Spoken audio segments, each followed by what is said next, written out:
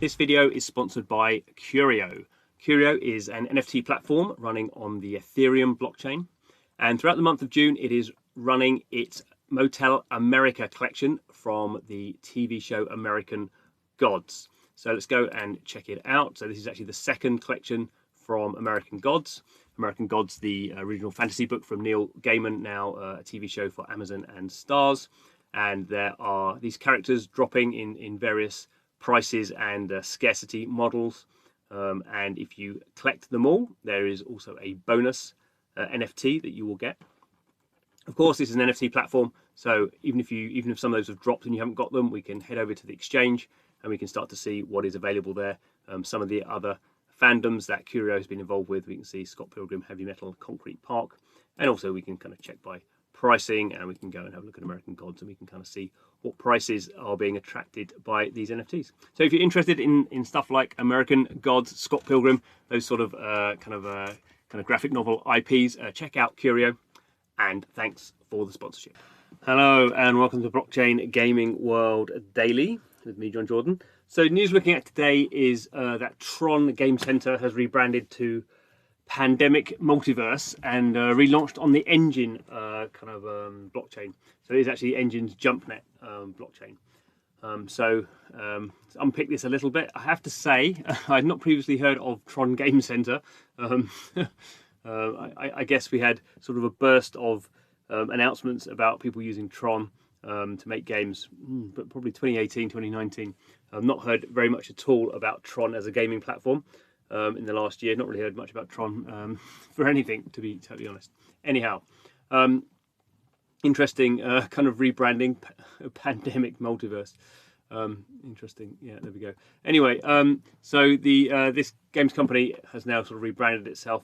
I guess what's interesting is that they are, building this what would be quite traditional looking sort of first person shooter game. They're actually doing some other games as well. We'll have a look at their website in a minute.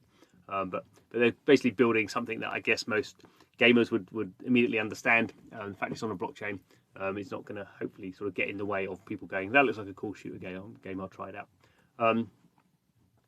So they've moved from Tron to Enjin. So Enjin is a kind of middleware company. They do their own technology, initially on top of the Ethereum blockchain. Now, because of the scalability problems with Ethereum, lots of people are moving to their own sort of layer 2 solutions. So Enjin has its own solution called JumpNet, which as all these blockchains now are sort of labeled or highlighted as being gas free, so no cost per transaction, and they are eco-friendly because they're not using proof of work, so which is every blockchain apart from Bitcoin and Ethereum. So anyway, so the open beta for the Pandemic Shooter, you can see how they're branding themselves there, is actually kind of now started, and so a bit of kind of quotes from the CEO of the newly formed Pandemic Multiverse. So yeah, Enjin is more about games. Enjin's just about games really. Tron is all about casinos. That's correct. That was also the case back in the day, so I'm not quite sure why they went to Tron in the first place. Anyhow, let's not go over that. So they've integrated JumpNet and done it. So Pandemic is doing 2 games. So there's Pandemic Shooter and Pandemic Space Combat. And kind of the point of doing these sort of things is, their NFT. If they make an NFT, it will work in both games. I guess they're both going to be shooter games, so it sort of makes sense that you can kind of build these 2 games, and anyone who buys the NFTs can sort of feel like that they can play across both. Sort of that interoperability, sort of it's something that's much talked about in blockchain games. So it's got it particularly works, I guess, if the same development team is supporting its own NFTs. So in terms of the blockchains, we have so the NFTs will work on Ethereum, obviously, because kind of Enjin works on Ethereum. Polkadot, this new blockchain coming, it's kind of multi-chain sort of approach. Efinity, which was or is, I should say, Enjin's sort of original scaling solution, and then this new JumpNet one, which is a bit more focused on supporting across different blockchains. So there we go. Obviously, the point of this is one of these things of using blockchain is or particularly Enjin. Enjin has its own token here, the ENJ token, the Enjin coin. So that'll be kind of part of sort of the reward structure. You can earn it in the weekly challenge. So interestingly, the Pandemic space combat game is single player. Obviously, the Pandemic shooter is PvP. Coming later in 2021. Let's have a quick look at their website. So there we go. You can download, it's a PC game. You can download it there if you want to play it. And they had their own token that's obviously running on the Tron blockchain. Now you can exchange it for the Pandemic Diamonds, which is their own in-game currency. I guess now supported on JumpNet. And you can also mine out these diamond tokens by playing the space combat game. So it's a typical sort of thing we see in a blockchain game where you have NFTs, in-game items that you own, also has its own currency. In this case, would be a cryptocurrency.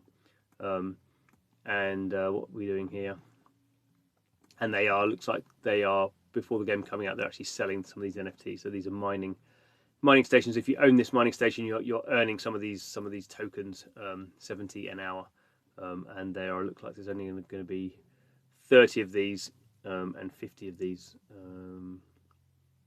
Okay, so yeah, so these are going to be this is 1,000 JumpNet. On the JumpNet marketplace, this is 1,000 Enjin tokens. I guess they're JumpNet Enjin tokens. That's the currency. Let's have a quick look, see what that looks like.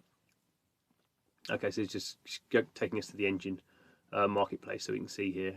Are these actually available yet? Not quite sure. Can you buy it? Doesn't look like it. You can buy that one yet, but there we go.